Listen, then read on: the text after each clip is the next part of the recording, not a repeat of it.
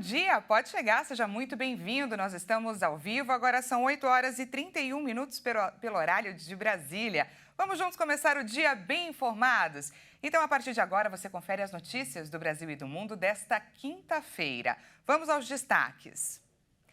Dados do IPEA apontam que em julho, a taxa de desemprego atingiu o menor patamar desde 2015, de 8,9%.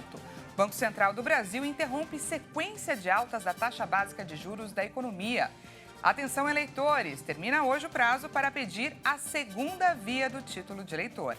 E a gente fala também sobre a escalada de tensão no leste europeu. Rússia volta a dizer que armas nucleares estratégicas podem ser usadas para defender territórios. Tudo isso a partir de agora. O presidente Jair Bolsonaro sancionou o projeto de lei que obriga os planos de saúde a bancarem tratamentos que não estejam na lista de referência básica da Agência Nacional de Saúde Suplementar. A proposta coloca fim ao chamado rol taxativo da ANS e restabelece, assim, o rol exemplificativo e determina que a lista com a relação de procedimentos da agência serve apenas como referência para os planos de saúde e não significa que os itens que constam no documento são os únicos que devem ser cobertos.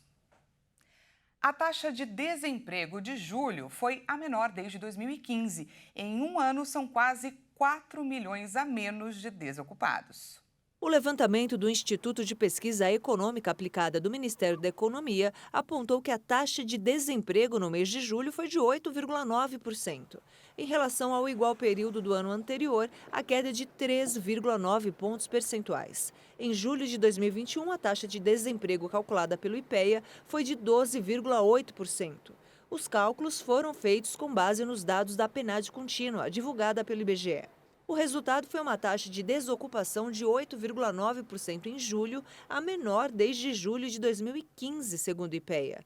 Em um ano, houve uma redução de 28,7% da população desocupada. São quase 4 milhões de desempregados a menos, passando de 13 milhões e 600 em julho de 2021 para 9 milhões e 700 em julho de 2022.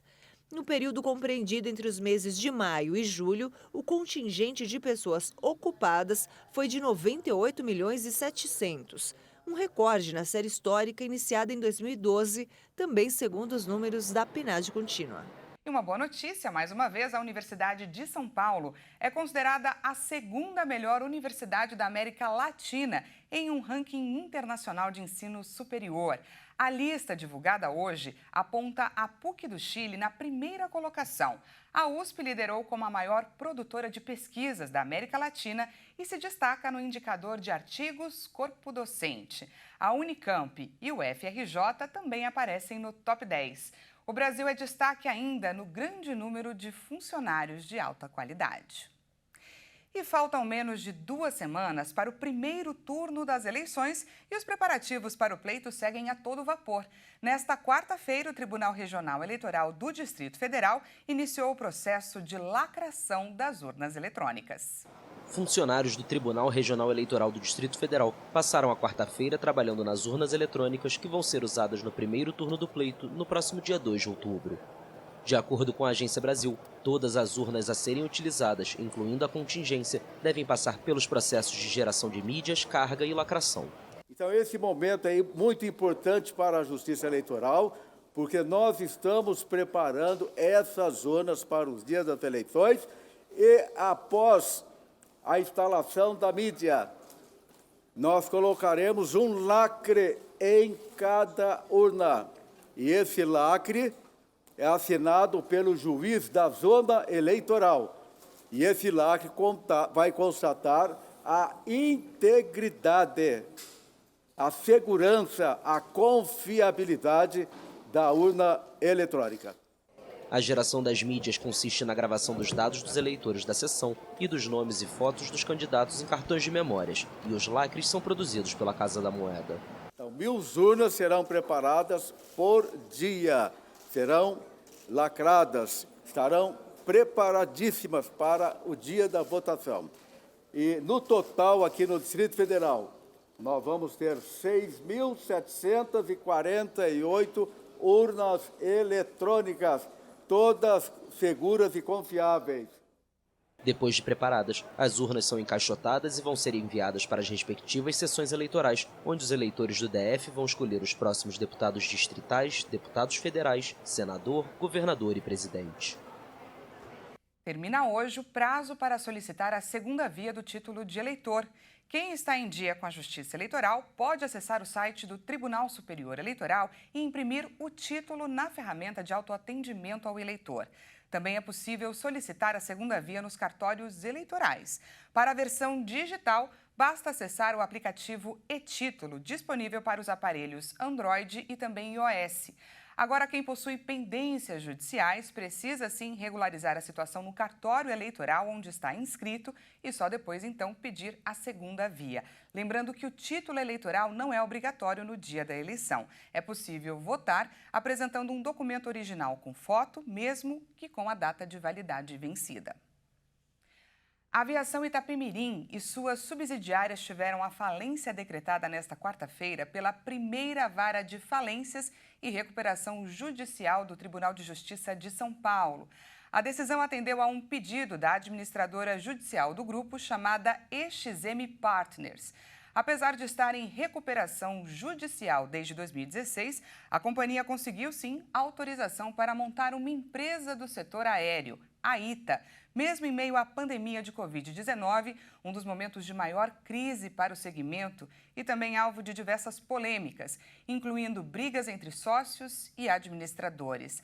A decisão do TJ Paulista inclui a manutenção das linhas rodoviárias da companhia e, por um período de 12 meses, foi estabelecido o arrendamento para a empresa Suzantur, que opera ônibus urbanos no ABC, na Grande São Paulo.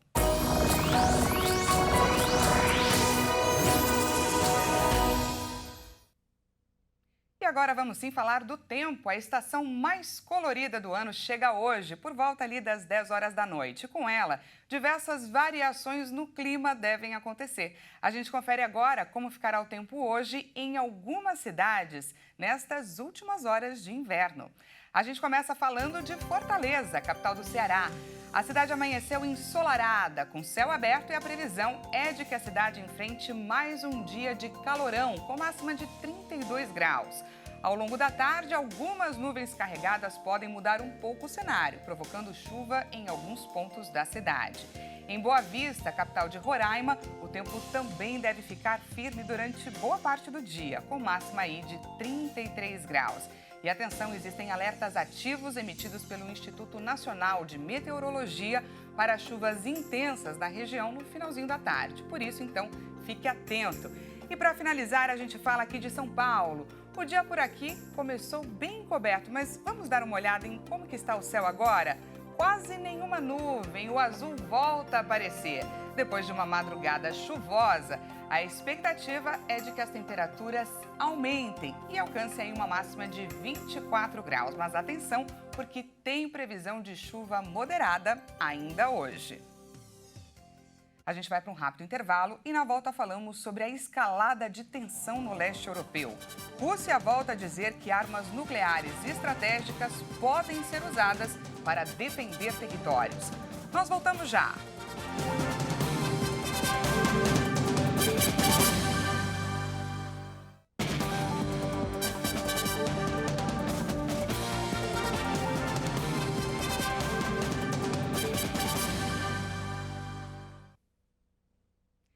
Seja bem-vindo, estamos ao vivo, agora 8 horas e 46 minutos pelo horário de Brasília. Chegamos com a segunda parte do Jornal da Manhã, agora para você também aqui da HIT. Voltamos com destaque internacional. Agora a gente fala sobre a escalada de tensão no leste europeu. Após o anúncio do presidente Vladimir Putin sobre a convocação de 300 mil reservistas e uma ameaça nuclear, o ex-presidente russo Dmitry Medvedev disse hoje que quaisquer armas do arsenal de Moscou, incluindo as armas nucleares estratégicas, podem ser usadas para defender territórios da Ucrânia que foram reivindicados pela Rússia. E ontem, durante a Assembleia da ONU, o presidente da Ucrânia, Volodymyr Zelensky, exigiu uma punição justa para a Rússia pela agressão contra o seu país. Vamos conferir.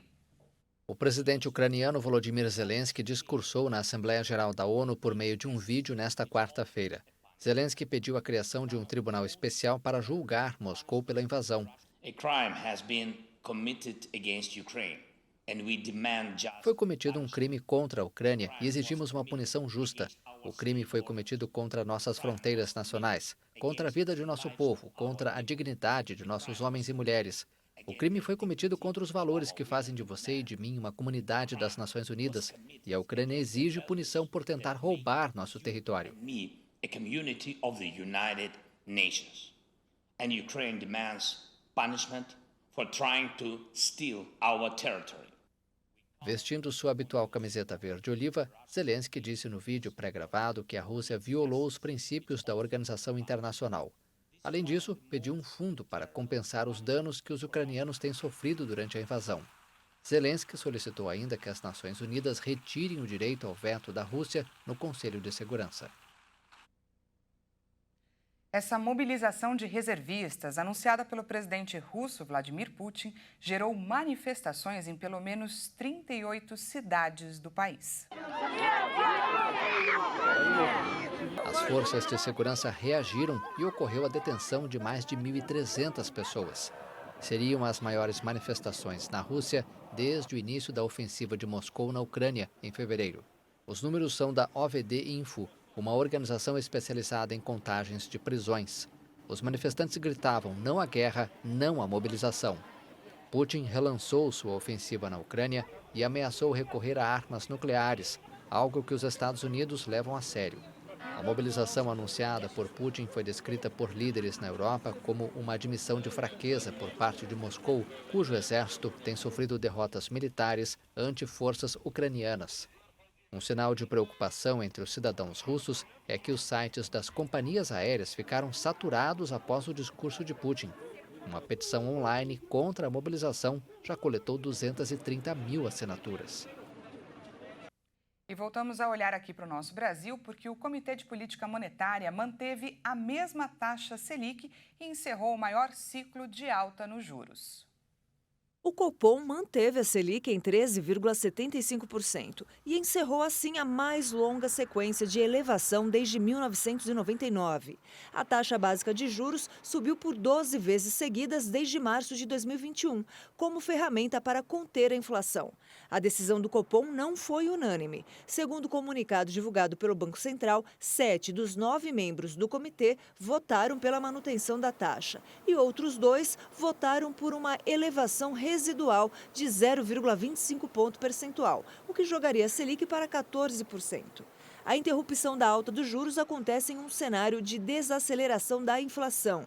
Influenciada pelos preços dos combustíveis por causa do corte de impostos sobre itens essenciais e a redução do preço internacional do petróleo, houve deflação no país pelo segundo mês seguido em agosto.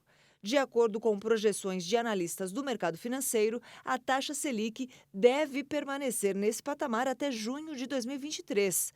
A previsão é que só então recue para 13,5% ao ano.